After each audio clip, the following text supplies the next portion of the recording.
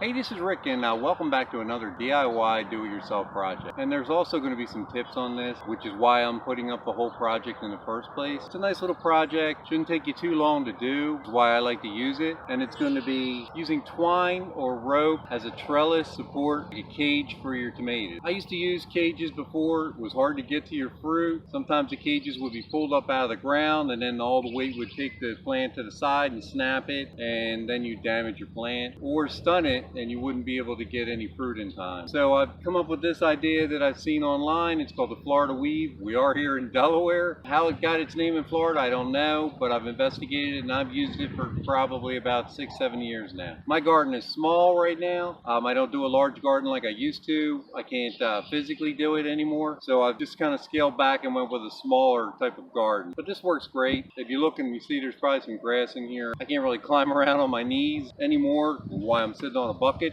to do this video start out with. But I hope you like it. Let me know. Give me some feedback when it's done. And you're only going to need 3 items: some rope, some twine, some string. I tend to like to use the natural type substances that you can get, like hemp rope or sisal, and you can actually compost that at the end of the season. If it's starting to fray and break down, just throw it in your compost heap or in your trash, no big deal. If you don't feel secure with the natural fiber ropes, then go ahead and get yourself a synthetic one. You probably can use it every year, like a nylon string or something like that. That's up to you. But for me, I like to try to compost it, or at least put it in my recycle can. So here I have some cherry tomato plants that are starting to grow here. We grew them from seed. Saw my other video. I'll put a link up there at the top on how you can grow for your vegetables indoors with a cheap indoor grow setup you can do yourself. And that's what we did. Started up as seedlings and we transplanted them outside, and they're doing fairly well. So this tip is pretty, what you're going to need is you're going to need some twine, some thin rope, or some kind of a string.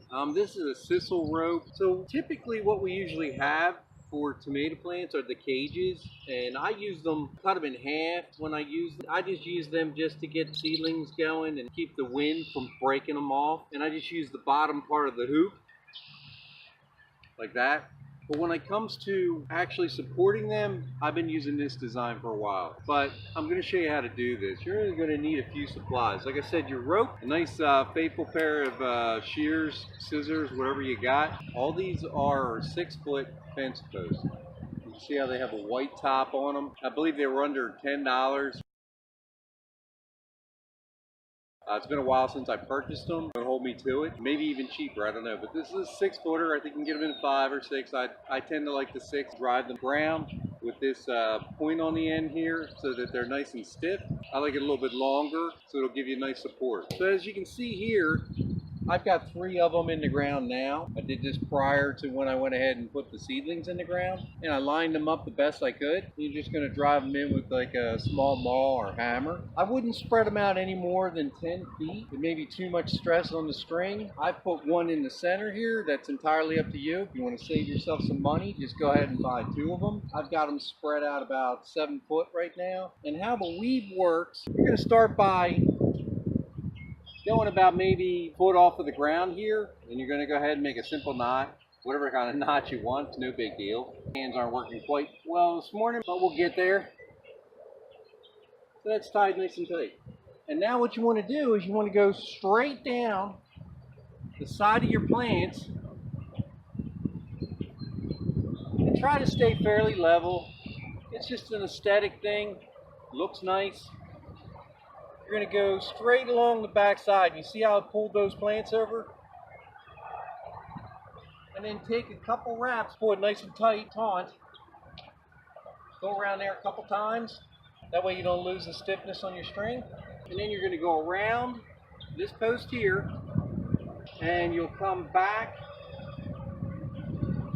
under your plant like this at the same elevation as you did in the front. You're going to weave. You're going to go in and out of those 2 plants to separate them.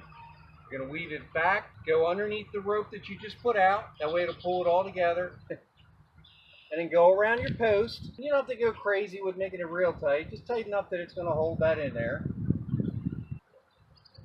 Go around here a couple times. That'll keep it nice and tight like we did the end post. And then we'll go back and we'll weave around this one right here. And then once again, just wrap it around the back of your post like that. Bring your slack end out.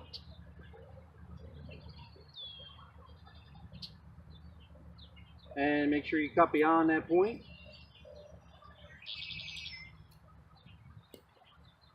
And go ahead and put a couple knots right there on the end. Now this isn't critical. The weed portion is going in and out of your plants. If you mess up, it's no big deal. All you're doing is you're building support for these plants. And now you can see that knot's done. It's nice and tight. And we got some nice support on our plants there. It's not real tight. It's not going to damage the plant as it starts to grow up there.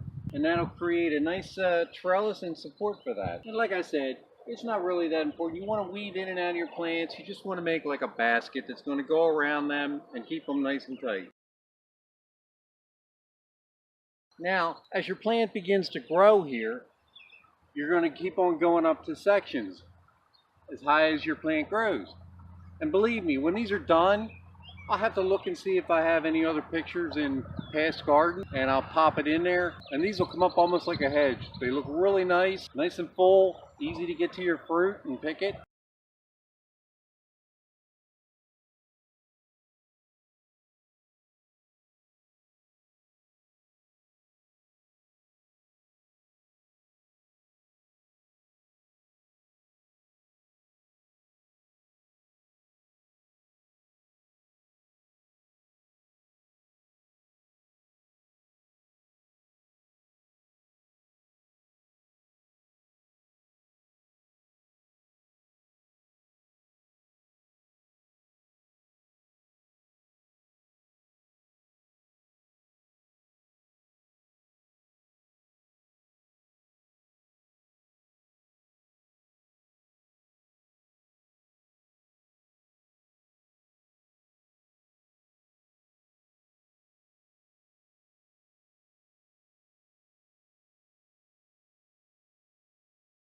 So we'll try to give you a little bit of a shot here on the side for the tomatoes. Maybe you can see how that's intertwined in there a little bit better. You can see how that is wrapped around the tomato plant. I also use these for cucumbers. I'll show you that in a minute. You're just going to put your rope across there, and as the cucumbers start to go, you're going to make a ladder effect with them, and then just keep training your vines, and it'll go right on up. And your cucumbers will fall right where you can go ahead and harvest them. They're not laying in the dirt where they're going to rot or get bugs on them directly from the ground. So here we go. Here's my small row of cucumbers. We'll go ahead and we'll start our string. Now these are vining out pretty good right now, so I'm going to go ahead. So I'm going to start off about that 1 foot 12-inch mark, just like we did with the tomatoes. We'll go ahead and we'll pull that through.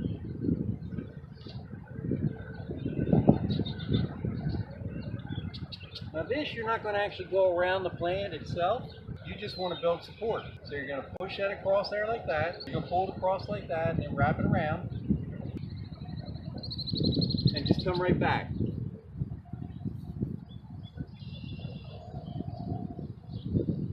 Wrap it around here a couple times. And then keep on rolling it down. I suggest putting it on a nice stick like this or something. It's a little easier to roll out and wrap up. Go around there several times.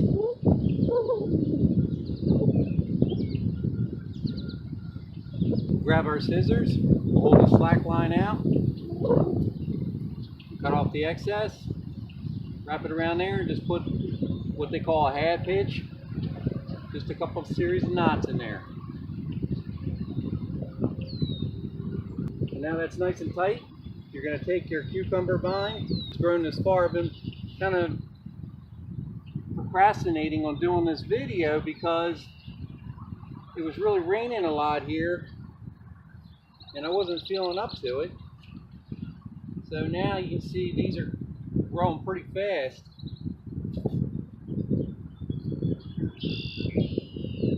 And I may actually put another row in here. Go right on down the line if they're tall enough and drape them on that first row. Curly hooks that come off of your cucumbers have already started going out here. So it looks like we might need another row with some of these longer ones. The shorter plants don't need it right now. So we'll go up, I would say about 6-inch increments on these. It takes a little while, and then they'll start reaching up on their own, and they'll grab that next layer of rope, and they'll keep on climbing. Or you can just come out periodically and just train them. Just go right on down. Pull it nice and tight. Like I said, with the cucumber style, just go around the center post.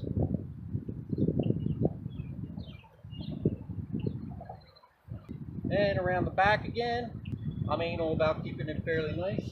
Ooh, these boys and girls, it's rough getting older. We'll go around there a few more times. And we'll finish out on the end just like we did with the previous rope.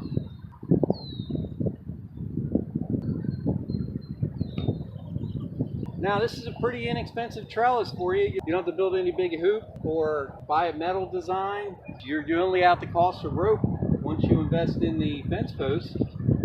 Go ahead and put your knots back on there again. Oh my.